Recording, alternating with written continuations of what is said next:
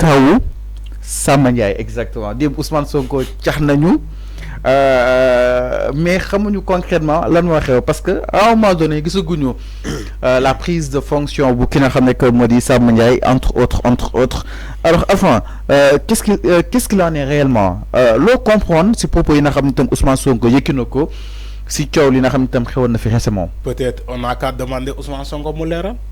Voilà, il faut appeler Samba Ndiaye et lui demander s'il est en fonction ou pas.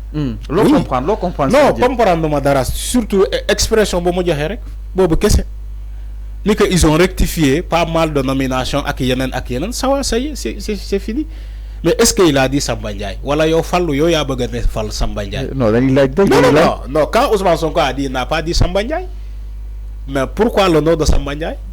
Voilà, mais enfin il fi dafa la benn inquiétude que ni fi du la xaw a intégrer le fait que ba tey mënuñoo assister sa prise de fonction peut-être. Non, defuma inquiétude.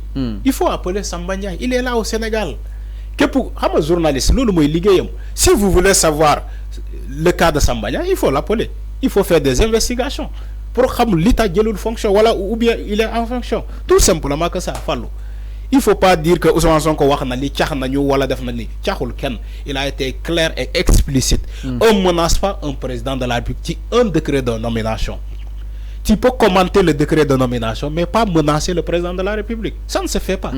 Ça ne se fait aucunement. Mais avant li si jaaxal sont les cadres yu Pastef doon génn di ko wax concrètement xam na soo nee sax peut-être am na ñoo xam ne itam peut-être ay patriotes yoo xam ne seen niveau de compréhension peut-être soriwul foofu noonu mais c'est des cadres yoo xam ne itam ñooy génn di wax là aussi c'est beaucoup plus sérieux comme on le pense. Oui, mais c'est les cadres là ils sont politiques. Mais le président il fait pas la politique. Moom démissionné na ci postam mais boo jëlee cadres yooyu ba léegi ñu ngi maintenir seen poste ci Pastef moo tax ñii ils ont tendance à soulever leur casquette de DG wala de PCA wala de leneen ñu arborer leur casquette de Pastef. Mais aujourd'hui le président qui a démissionné de son poste de Pastef, il fait pas la politique. Il est là, il est le président de tous les Sénégalais. Mais concernant les cadres de Pastef yi ngay wax ni, ils ont le droit de le dire. De dire que ñun d'accord ñu tel. Parce que ñoom ils sont dans le parti, démissionné ñu ba légui ils font de la politique. Waly Diouf Bodian, il fait de la politique. C'est normal, il a le droit de dire que je ne suis pas d'accord de la nomination de Awa Bocar Ly. Guy Marius Sagna, il a le droit de dire man d'accord ma ci la nomination de Awa Bocar Ly. Abbas Fall, kenen ak kenen. Mais ils ont le droit. Comme ñeneen ñi tamit amé droit dina non. Donc nañu def très attention de nominations sur 400 nominations comme le dit Amadou Ba. Sur 400 nominations, seules 2 nominations qui ont été décriées. Donc, on peut comprendre que parfois, nit de feuille djoum. Donc, même Ousmane Sonko l'a dit, on fait des erreurs, mais on ne fait pas des fautes. On peut faire des erreurs, mais pas des fautes. L'erreur est humaine. Parce que nous faisons des erreurs. On fait des erreurs, nous tous. Donc, si l'erreur est humaine, le président de la République, il ne peut pas être parfait. N'importe quel président, il n'y a aucun président de la République au monde qui est parfait. Amoul.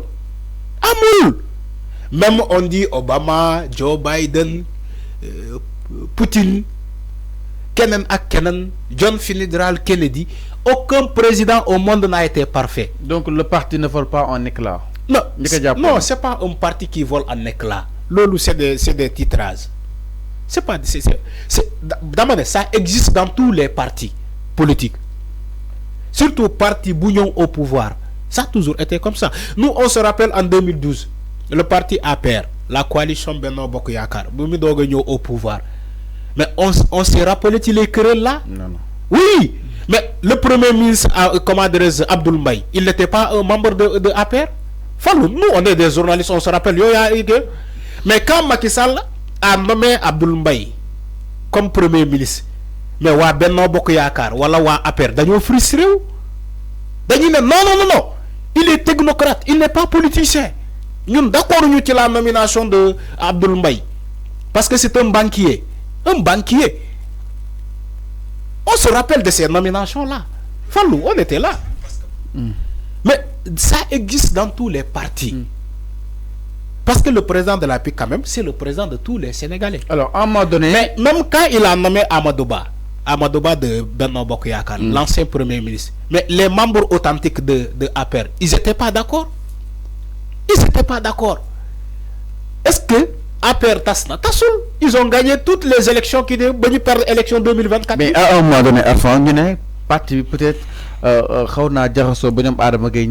reprendre étant d'autres exactement enfin peut-être Sonko jàpp na ni partisan Pastef dafa neex yóbbaale si yéen nii étant d'autres est-ce que doole ñoom bi ñu amoon concrètement de s'unir étant d'autres enfin nekkul di wàññeeku. Non man jàpp ma ni que dafay wàññeeku. parce que Sonko li mu wax que ni xale Pastef dafa neex yóbbaale. parce que parti bi bu leen fàtte ni que parti bi moo nekk au pouvoir le parti Pastef moom moo nekk tey au pouvoir donc il faut s'attendre à ces genres de choses. Il faut s'attendre à ces genres de situations. Parce que les membres de PASTEF aussi, les militants de PASTEF, war nañu préparer psychologiquement ni que genre yi polémique yi li day am. Genre polémique yi li day am. Ça dit que boo nekk au pouvoir, tu dois te travailler, yow, te forger pour nga xam ni que ces genres de situations dafay am. dafay faral di am dans un parti au pouvoir. Ci parti au pouvoir. Moo tax ma jox la l'exemple de Benno Bokk Yakaar wala de les partis APR ba mu ñëwee en 2012. Ça a toujours été comme ça. Macky Sall nommé Abdoul Mbaye gars yi jóg fële di naan non ñun d'accord ñu ci nomination. Non, comparaison n'est pas raison. Non si comparaison n'est pas raison mais ce que je dis c'est ça. Alors su ñu enfin moo tax ma ne la il y a aucun président de la République parfait au monde amul. Président même bu nommé un membre de PASTEF day am ñi nekk biir PASTEF di naan waa ji ñun keroog bu ñuy xeex moom xeexul comme ñun ma jox la benn exemple. moo tax ma ne la loolu amagul moom. moo tax ma ne la aucune loolu amagul affaire. d'accord exemple laa la jox. waxuma la ni am na. Fallou il faut je pense pas moom. Fallou il faut nga déglu quand même. bu fekkee yow yaa ngi fi te alors la tête ailleurs. parce que ñoom li ñu mën a déggoo seen mbir moom déggoo nañ. dama ne exemple moom il faut nga xam ko. exemple laa la jox.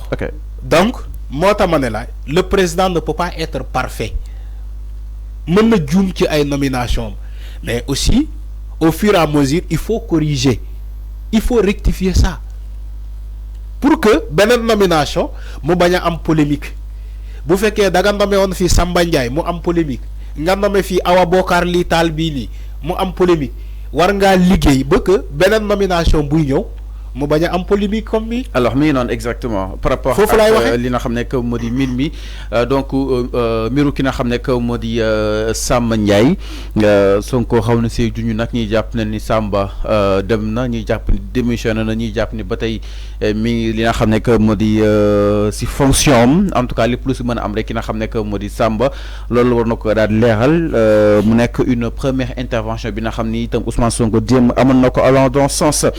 Alors ñu daal di ñëw itam ci leneen tout à fait autre chose mbokk yi dans ce talk